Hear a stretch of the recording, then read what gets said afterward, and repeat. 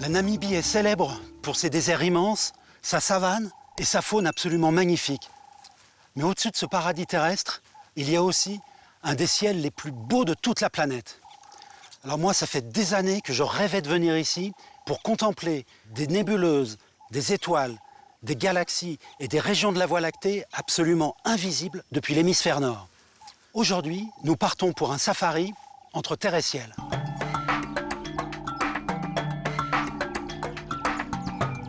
Emmanuel Kanyanga, ranger de la réserve d'Okapuka, va me guider dans la savane. Si le bestiaire céleste m'a habitué depuis longtemps aux animaux exotiques des constellations, la girafe, le lion, le toucan, le scorpion, ici en Namibie, je suis confronté pour la première fois à leurs cousins terrestres bien vivants, à la présence plus impressionnante et parfois beaucoup moins rassurante.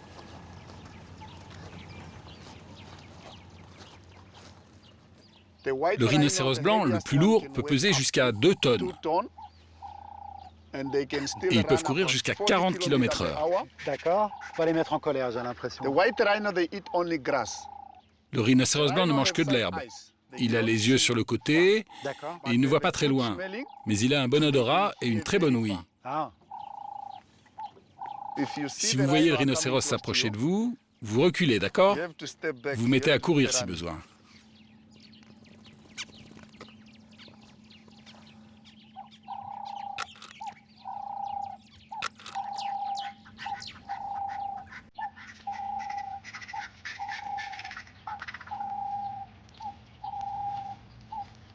Il n'a pas l'air très content, hein, que je m'approche.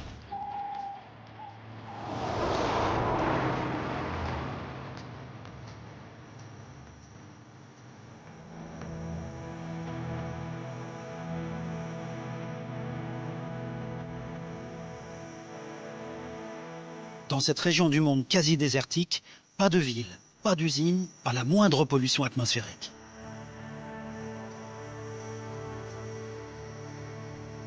À la faveur d'un arrêt photo, je me fais surprendre par mon ombre.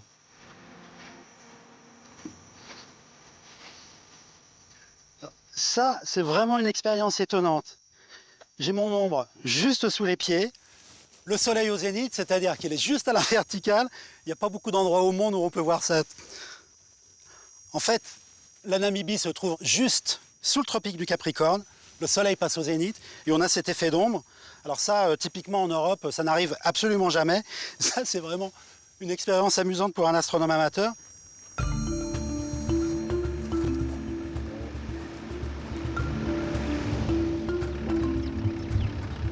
Quelques dizaines de milliers de Bushmen vivent encore aujourd'hui en Namibie. Installés dans cette région du monde depuis près de 50 000 ans, ils ont longtemps été pourchassés et dépossédés de leur territoire de chasse par la colonisation européenne. Les Bushmen sont de bons connaisseurs des étoiles.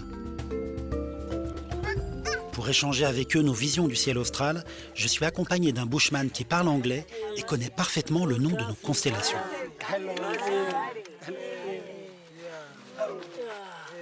Dans un village comme ça, perdu loin de tout, en pleine savane, quand le ciel est clair la nuit, bon, pas comme aujourd'hui parce que c'est plein de nuages, le ciel doit être absolument rempli d'étoiles, avec une voie lactée magnifique. Est-ce que vous observez les étoiles la nuit et qu'est-ce que vous raconte le ciel? Les plus importantes, ce sont les 3 étoiles très brillantes. Ce sont 3 zèbres pour nous. Et il y a les 2 chasseurs de zèbres, on les appelle Kana et Koma. Ce sont ceux qui chassent les zèbres, les 3 étoiles brillantes. Non, ça c'est une histoire qui ne pourrait pas avoir lieu en Europe. Donc ici, vous avez la chance d'avoir cette histoire où on a parmi les 2 plus belles étoiles du ciel qui poursuivent la constellation d'Orion et qui pour vous sont des zèbres. D'accord. Les 3 zèbres des Bushmen, ce sont pour nous les 3 étoiles de la ceinture d'Orion. Et les 2 chasseurs, ce sont Alpha et Beta de la constellation du Centaure, 2 des plus brillantes étoiles du ciel, invisibles depuis l'hémisphère nord. Et est-ce qu'ici, sous le ciel de Namibie, vous observez les 2 nuages de Magellan qui sont comme 2 petits nuages détachés de la Voie lactée qui doivent être absolument magnifiques ici? Oui, les chasseurs, ils se cachent derrière et ils peuvent shooter les zèbres, comme ça. Tu vois, il y a une touffe d'herbe. En fait, il y a un gros et un petit bosquet.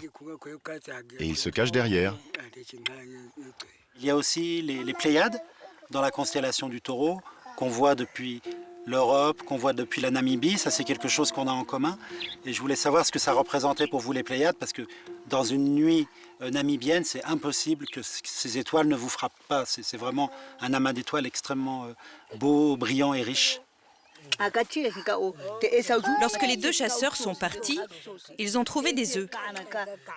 C'était des œufs d'autruche, mais en voyant les zèbres, ils ont laissé tomber les œufs. C'est amusant que vous appeliez les Pléiades des œufs d'autruche, puisqu'en réalité, ce sont des étoiles extrêmement jeunes. Ce sont des bébés étoiles, en fait. Ce jour-là, les Bushmen me font découvrir les mythes associés à leur ciel et les contes qu'ils transmettent à leurs enfants.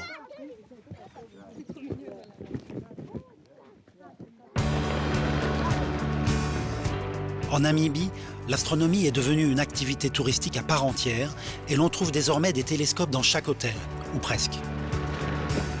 C'est dans un lodge perdu en pleine savane que je vais poursuivre mon safari céleste en compagnie d'un astronome amateur venu de Lettonie.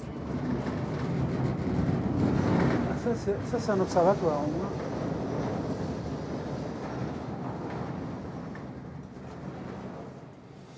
Nous pointons notre télescope vers le grand nuage de Magellan, invisible en Europe. C'est vraiment un des grâles de l'astronome amateur d'observer cette galaxie. Il n'y a rien de tel dans l'hémisphère nord. Oh, let me see. Yes, of course. You can see. C'est une galaxie qui est très très proche de nous. On a vraiment l'impression de voir un nuage dans le ciel. Pouvoir contempler une galaxie située à plus de 160 000 années-lumière de la Terre me procure toujours le même vertige. À l'écart de ce poudroiement d'étoiles, en haut et à gauche de l'image, une minuscule nébuleuse, la Tarentule. C'est ma nébuleuse préférée. Dans ces immenses volutes de gaz et de poussière, des étoiles sont en train de naître par milliers.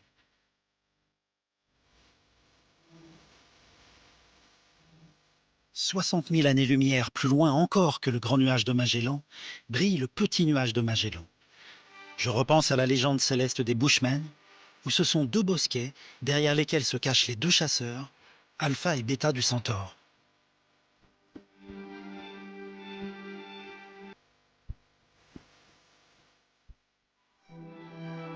Le ciel namibien est un véritable enchantement. Jamais, même au Chili, je n'avais contemplé un ciel si pur, si beau. Les méandres de la Voie lactée sont d'une saisissante clarté. Dans ce panorama cosmique étourdissant, une minuscule tache floue attire mon regard. C'est la nébuleuse de la Carène. Photographiée par les plus grands télescopes, cette tache est en réalité une immense nuée interstellaire où brille une étoile supergéante qui pourrait, nous disent les astronomes, exploser d'un moment à l'autre.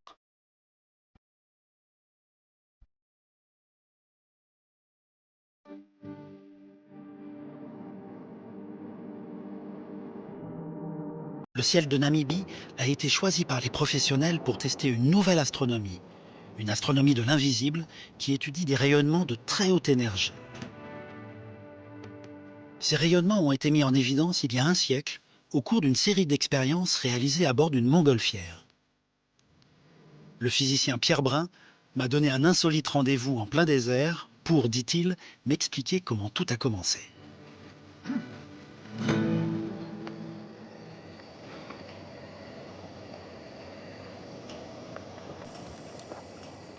Pierre, c'est sympa comme travail, physicien. Tu travailles dans un des plus beaux pays du monde.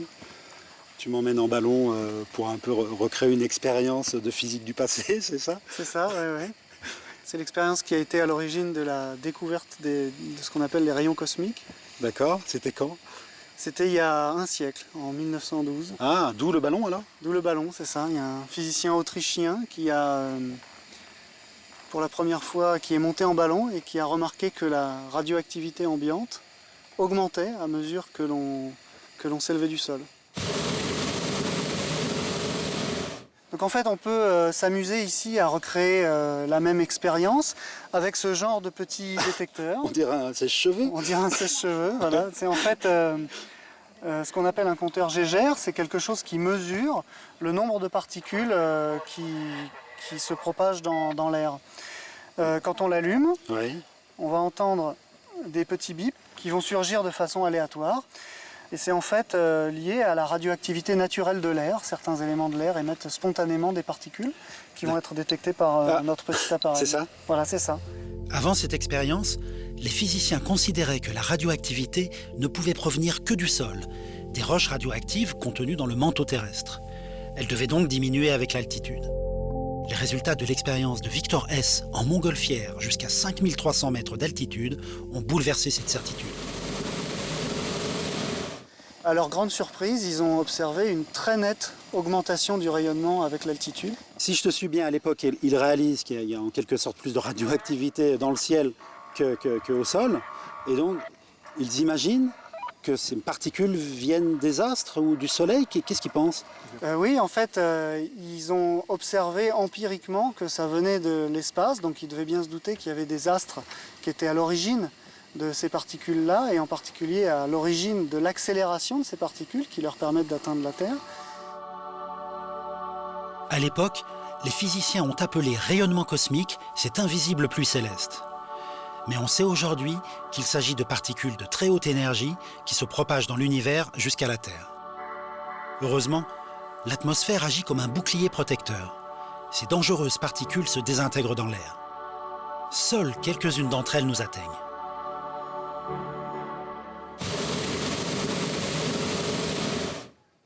Ces physiciens qui montent en ballon pour étudier ce rayonnement cosmique et qui découvrent avec leur compteur Geiger qu'il y a de plus en plus de particules, est-ce qu'ils ne mettent pas leur vie en danger, comme si on allait dans un réacteur nucléaire? C'est vrai qu'en montant en altitude, on va recevoir un petit peu plus de ce rayonnement, mais rien de bien méchant, rien de très dangereux. En fait, quand on vole en avion, on reçoit une quantité de rayonnement bien plus élevée que ce que ces physiciens ont reçu dans leur ballon à l'époque. L'origine de ces rayons cosmiques est longtemps restée une énigme. On sait aujourd'hui qu'ils sont émis lors de cataclysmes comme les supernovas, ces explosions d'étoiles qui éjectent la matière à des milliers de kilomètres par seconde. Accélérés à des vitesses folles, les rayons cosmiques engendrent à leur tour un autre type de rayonnement, des rayons gamma. C'est le rayonnement le plus puissant du spectre électromagnétique. Les moins puissantes sont les ondes radio. Puis vient la lumière visible. Et à l'extrémité du spectre, après les rayons X, les rayons gamma, dont l'énergie est encore plus forte et qui pénètrent davantage la matière. Les astrophysiciens s'intéressent de plus en plus à ces rayons gamma, car ce rayonnement est la signature des phénomènes les plus violents qui se produisent dans l'univers, tels l'explosion des supernovas, les trous noirs, les fusions d'étoiles. L'astronomie gamma va permettre d'étudier les énergies fulgurantes délivrées par ces monstres cosmiques.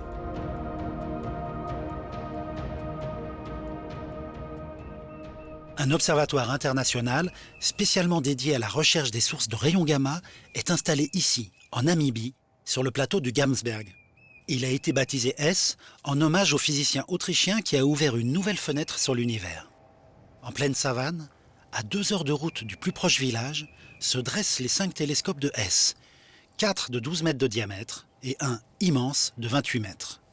Pour l'instant, les instruments sont immobiles, les miroirs tournés vers le sol. Cameron Rulten, un astrophysicien britannique, va me présenter ces télescopes insolites.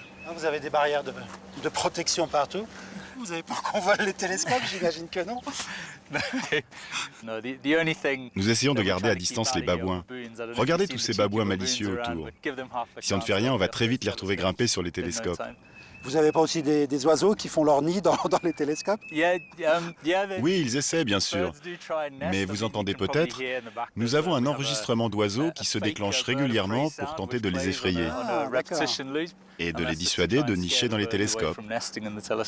J'ai vu pas mal de télescopes dans le monde, mais alors ici c'est vraiment étrange parce que ces instruments, ça ressemble un peu à des antennes ou à des radiotélescopes. En même temps, on voit bien qu'il y a des miroirs qui ressemblent à des miroirs optiques de télescopes. Donc, comment ça marche? Qu'est-ce que c'est en fait ce télescope? C'est un télescope optique particulier, appelé télescope atmosphérique Cherenkov. Donc, comme tout télescope optique, il a une grande parabole qui est surtout un miroir. Et vous pouvez voir qu'il est formé de nombreux petits segments de miroirs. Ce sont eux qui collectent la lumière visible et la dirigent vers une caméra située au plan focal du télescope.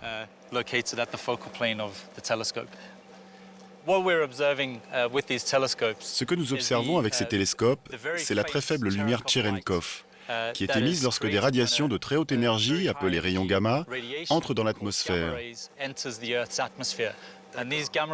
Ces rayons gamma viennent de nombreux objets dans la Voie lactée, mais aussi de galaxies lointaines. Lorsqu'un rayon gamma se désintègre dans l'atmosphère, à une dizaine de kilomètres d'altitude, il produit une cascade de particules qui engendre cette lumière Cherenkov, une lumière bleue, éphémère, que captent les miroirs des télescopes. Une lumière si ténue que les astronomes avaient besoin du ciel parfaitement pur de la Namibie pour l'observer.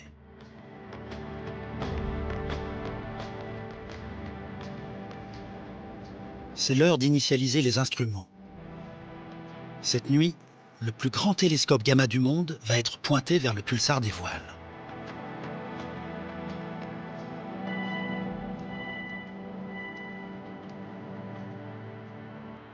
Un pulsar est le vestige d'une supernova. C'est une étoile morte très dense qui tourne sur elle-même à une vitesse folle. Ces astres étranges sont encore très mal connus, mais on a découvert que certains d'entre eux sont de puissants émetteurs de rayons gamma. Avec les télescopes de Hess, les scientifiques tentent de comprendre comment sont produites ces pulsations gamma. Tous les télescopes observent en même temps le même astre, là ce soir le pulsar des voiles, en même temps pendant plusieurs heures ou toute une nuit. Pour le moment, on n'observe juste qu'avec 3 télescopes. Là, vous voyez, c'était sûrement un rayon gamma qui a été détecté et qui est apparu dans l'appareil. Heureusement, la nature a bien fait les choses. Et les rayons gamma produisent une image reconnaissable par sa forme elliptique. Donc là, actuellement, c'est pas des rayons gamma là. Non, ce sont juste des protons. Là, c'est un rayon gamma. Ah oui, là on les reconnaît, d'accord. Donc là, on vient juste d'en recevoir un, c'est impressionnant. Donc il vient du pulsar Vela. C'est en observant la forme, l'intensité et la direction de cet éclair lumineux, la fameuse lumière Cherenkov, libérée par les rayons gamma dans l'atmosphère, que l'on espère trouver des informations nouvelles sur l'énergie émise par ce pulsar à des milliers d'années-lumière. Oui, il nous reste beaucoup à apprendre sur les pulsars et leur physique fondamentale. Je pense qu'une meilleure compréhension de ces objets va nous aider à mieux comprendre la création de l'univers et le cycle de vie de ces objets dans l'espace.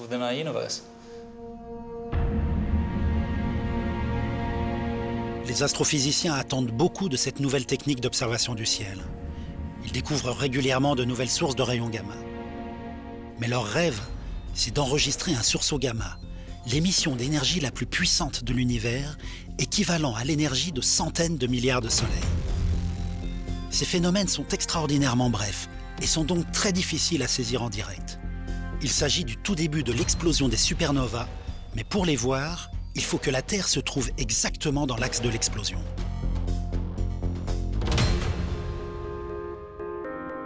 Grâce à l'enregistrement de ces flashs par les satellites depuis une quinzaine d'années, on sait qu'il y a un sursaut gamma par jour, quelque part dans l'univers.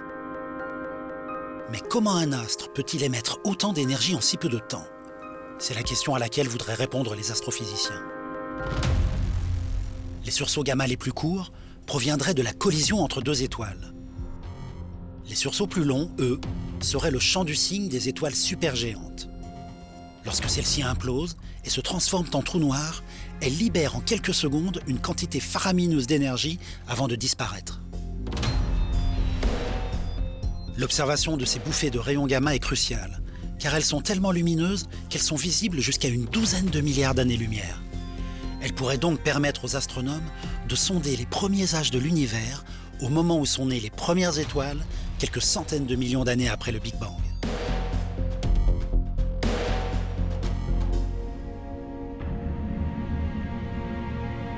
L'observatoire namibien fait partie d'un réseau de surveillance des sursauts gamma. En cas d'alerte d'un satellite ou d'un des observatoires partenaires, les 5 télescopes sont capables de se braquer en quelques secondes vers la région du ciel où le sursaut gamma a été détecté. Plus tard dans la nuit, je retrouve Pierre Brun, qui lui, en tant que physicien, s'intéresse aux rayons gamma pour une toute autre raison. Pierre, je viens de faire mes premières observations avec un télescope gamma. C'est très très intéressant de voir les particules qui arrivent sur l'écran, c'est super. Fascinant, hein? Ouais. Pierre, depuis que l'observation astronomique existe, on va dire depuis pratiquement 2000 ans, les astronomes ont une obsession, c'est de dresser des cartes du ciel. Est-ce que dans le domaine gamma, vous essayez aussi de dresser des cartes du ciel de haute énergie? Oui, on en a. Ici sur l'écran, vous voyez la carte du ciel en visible, telle qu'on pourrait la voir à l'œil nu. Donc c'est une image qui a été réalisée par satellite. C'est la Voie lactée, notre galaxie. Donc ça, c'est de la lumière visible. Et si maintenant on pouvait voir le ciel avec des yeux qui voient les rayons gamma, on verrait ça.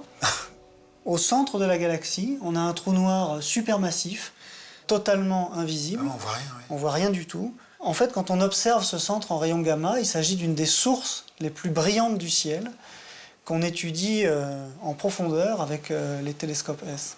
Alors, ça attire? Exactement, c'est-à-dire que la matière tombe dans le trou noir, devient très dense. La chute de la matière produit des ondes de choc qui vont se propager, et donc des collisions de particules qui vont, à la fin, conduire à l'émission de rayons gamma. Mais une grande partie de la matière attirée par ce trou noir et concentrée au cœur de la galaxie est invisible. C'est de la matière noire. Avec cette lumière en plus. Elle constitue 80% de la masse de la Voie lactée. Sans elle, les scientifiques n'arrivent pas à expliquer la structure et l'évolution de l'univers. Mais on ne sait toujours pas de quoi est faite cette masse mystérieuse et manquante. L'une des hypothèses est qu'elle soit constituée de particules encore inconnues, surnommées les WIMPs. Si ces particules existent et qu'elles entrent en collision, elles devraient émettre elles aussi des rayons gamma. Nous, on va essayer d'utiliser l'univers de haute énergie tel que S nous le dévoile comme un laboratoire de physique des particules, et on espère trouver les traces, grâce aux rayons gamma, de cette mystérieuse particule de matière noire qu'on suppose être à l'origine de la masse manquante de l'univers. Mais les 5 télescopes de l'observatoire S ne seront peut-être pas suffisants pour détecter la signature gamma de cette masse invisible. Il faudra en construire d'autres, encore plus sensibles. On est en train de développer les dessins et de construire les prototypes même pour un réseau de télescopes, de presque une centaine de télescopes. Donc dans la plaine qui nous entoure, on peut imaginer dans 10 ans ou dans 15 ans un réseau miroir? J'espère même dans bien moins que ça. On peut espérer ici voir toute cette étendue couverte de télescopes. D'autres grandes expériences sont en cours dans le monde pour traquer cette énigmatique matière noire. La découverte des WIMPs est l'un des plus grands défis actuels de l'astrophysique. Ça changera la vision qu'on a du monde. On aura l'impression de comprendre notre univers, d'en comprendre les constituants. Aujourd'hui, on est juste tout proche de le comprendre. Il nous manque quelques ingrédients et qu'on cherche ici avec nos télescopes. En contemplant le balai silencieux des télescopes dans la savane africaine, je songe associer l'invisible que défrichent les astrophysiciens avec S. Un ciel si différent de celui que j'ai partagé avec les Bushmen, serein, aussi immuable qu'un conte pour enfants. Là-haut, se trament chaque nuit d'étranges drames. 1000 soleils éclatés jettent leur dernier feu. Une pluie d'invisibles particules tombe sans bruit, dans l'ombre d'une invisible présence, la matière noire.